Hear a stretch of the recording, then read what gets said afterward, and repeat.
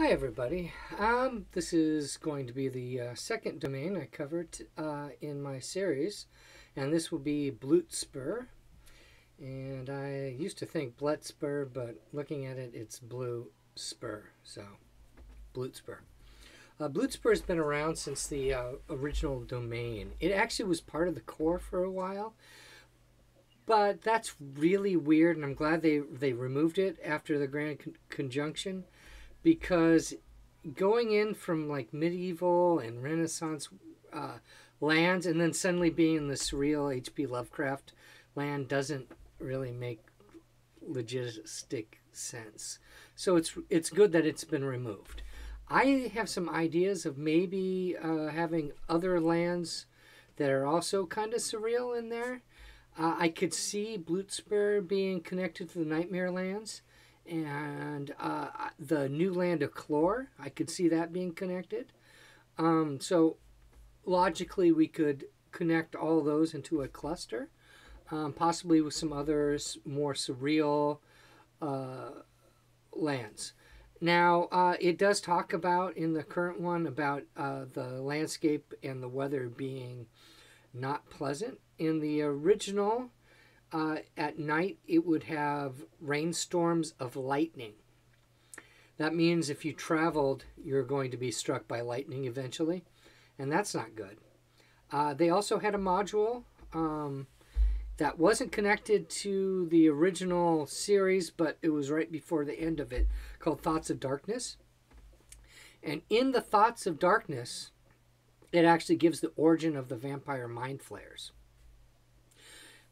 Now, in the current series, it talks about how the Elder Brain created them, and that's not how originally it was created. It was created by Lyssa Von Zarovich, and one of the main mind flayers that wasn't the Elder Brain, as part of a plot against the Elder Brain, and to give Lyssa a army of vampiric mind flayers to attack Barovia and take it over from Strahd. So that was the whole point of that. They used Lyssa's blood in the creation of that, I remember correctly. The vampiric mind flayers were extremely nasty in the original series. To my knowledge, I don't think you could permanently destroy them. You get them to a point where you could possibly put them away in ash form in a container, but if you opened up the container and let the contents out, it'd grow back to a vampiric mind flayer, if I remember correctly. They were they had awesome regeneration abilities. So I'm glad they kind of toned them down, because they were something I personally wouldn't want to use, because again they were so hard to actually eventually stop. I don't like the fact they made it so the Elder Brain created them. It's interesting, they give more information on the Elder Brain than original. Originally, they never give any backstory to him, or it, because it's really just a bunch of brains, so it's an it.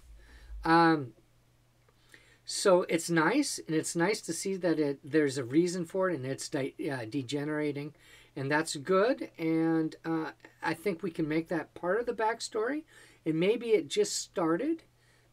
Maybe it was coming, and that was part of the mechanisms for him to bring everything into the demi-plane of dread. Let's talk a little bit about Lyssa Von Zarovich. She is, I double-checked, and she is the great niece of Strahd von Zarovich. Yes, she is Strum's granddaughter. So she's a vampire. She partly created the vampiric mind flayers. However, she also had other plots. One of the plots against Strahd really screwed her over, and he made a golem that he put blood in that contained some sort of magic curse on it. So when she eventually drank the blood, it caused her to sleep for long periods of time, like, months or years before being able to get up.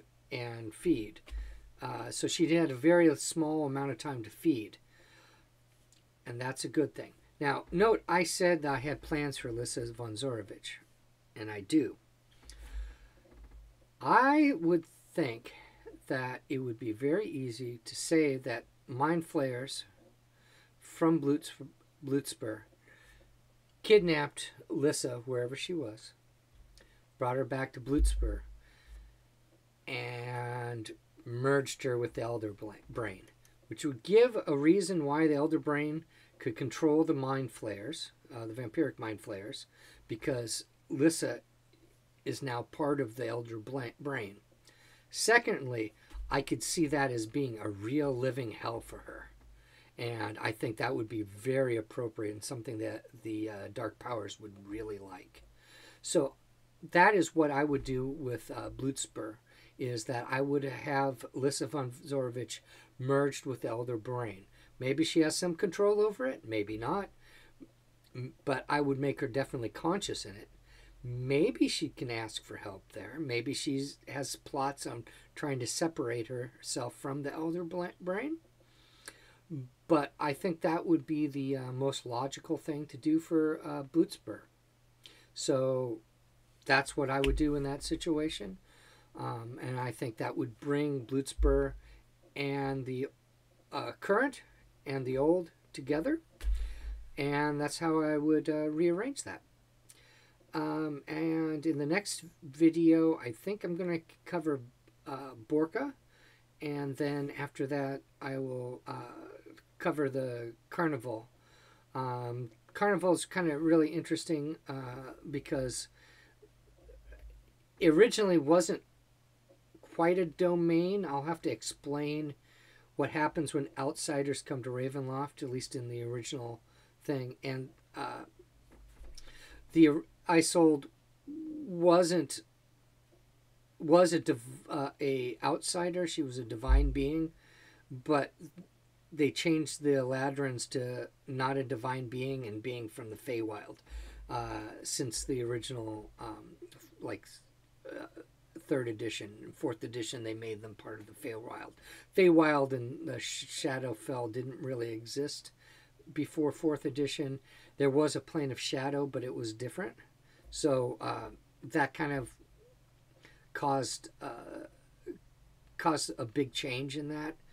Also, they moved Ravenloft to the Shadowfell in fourth edition before it was in the ethereal plane. So we'll talk a little bit about that when we cover Carnival, and I'll talk about the Gentleman Caller, who's now just called the Caller.